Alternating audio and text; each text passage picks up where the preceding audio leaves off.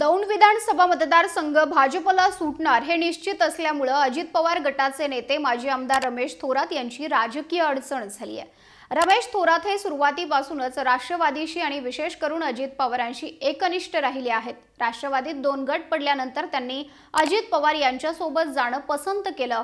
लोकसभा निवडणुकीच्या निकालानंतर राजकीय समीकरण बदलायला सुरुवात झाली आणि शरद पवारांकडे येणाऱ्यांची संख्या वाढू लागली आणि यामध्ये आता आणखी एका नेत्याचा समावेश होण्याची शक्यता आहे आणि ते म्हणजे अजित पवारांचे खंदे समर्थक व दौंडचे माजी आमदार रमेश थोरात यांचं।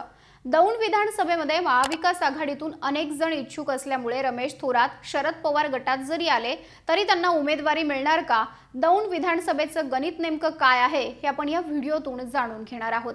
नमस्कार, मी Madhuri Kumkar, for the People News मध्ये आपलं स्वागत। व्हिडिओला सुरुवात करण्यापूर्वी आपण चॅनलला सबस्क्राइब करा, लाईक व फॉलो जरूर करा। दौंड विधानसभा मतदारसंघाची निर्मिती 1978 साली झाली।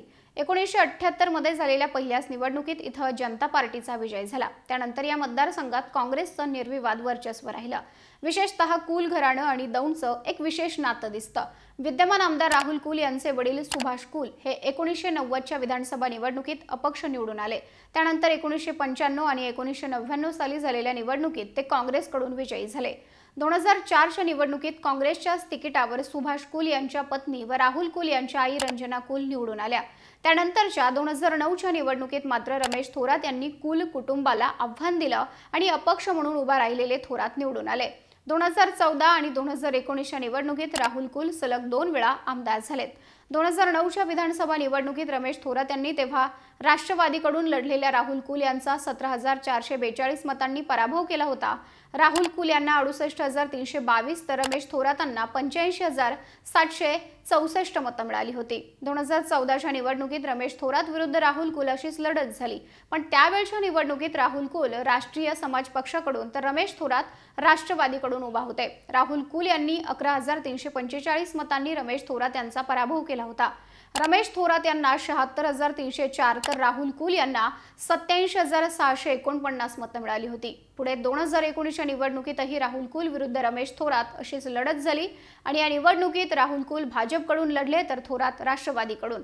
ही निवडणूक अत्यंत अटीतटीची झाली आणि राहुल कुल यांचा अगदी अवघ्या 746 मतांनी निसटता विजय झाला। राहुल कुल यांना 1,03,664 तर रमेश थोरातांना 1,02,918 मतं मिळाली होती। 2009 पासून रमेश थोरात आणि राहुल कुल हे एकमेकांचे पारंपरिक विरोधक राहिलेत। खरं म्हणजे राहुल कुल यांच्या वडिलांच्या काळात सुभाष कुल आणि रमेश थोरात यांची जोडी प्रसिद्ध होती। कुल आमदार तर थोरात भीमा पाटस सहकारी साखर कारखान्याचे चेअरमन।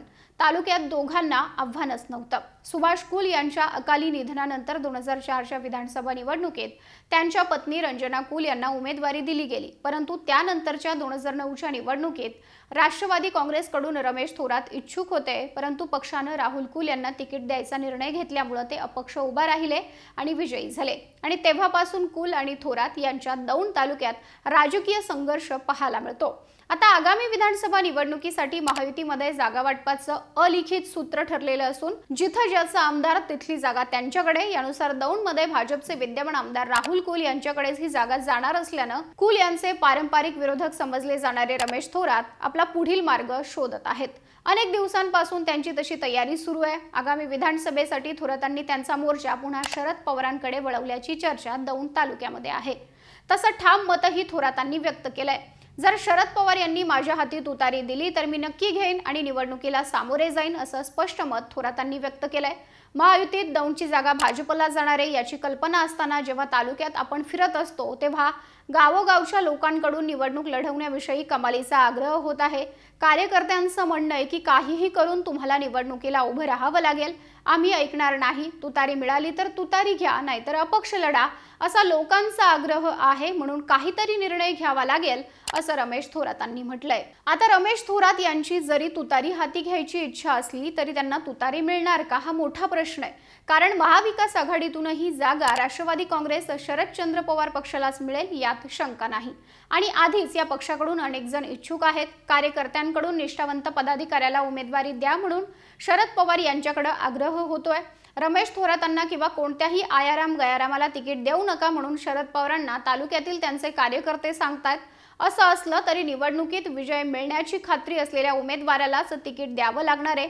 शरद पवारांना कार्यकर्त्यांनी लिहिलेल्या पत्रात म्हटलंय की राज्यभरात तुमच्याकडे मोठ्या प्रमाणात इनकमिंग सुरू आहे। तशीच परिस्थिती दौंड तालुक्यामध्ये देखील आहे। दौंड तालुक्यातील जनता तुम्ही ज्याला उमेदवारी द्याल त्याला आमदार बनवेल अशी राजकीय परिस्थिती सध्या तालुक्यामध्ये आहे।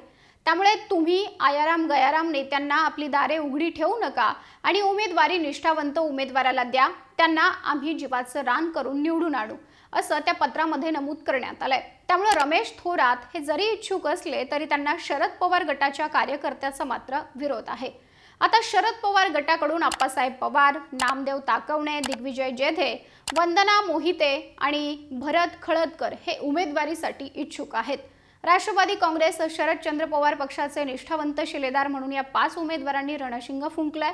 त्यामुळे आधीच इच्छुकांची भली मोठी रांग असताना रमेश थोरात हे जरी शरद पवार गटात आले तरी त्यांना उमेदवारी मिळेलच हे सांगणं कठीण आहे।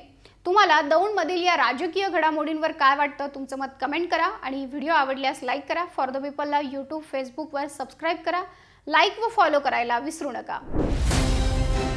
भारत दुनिया का सबसे बड़ा लोकतंत्र और एनएलसी भारत देश का सबसे बड़ा गैर राजनीतिक मंच।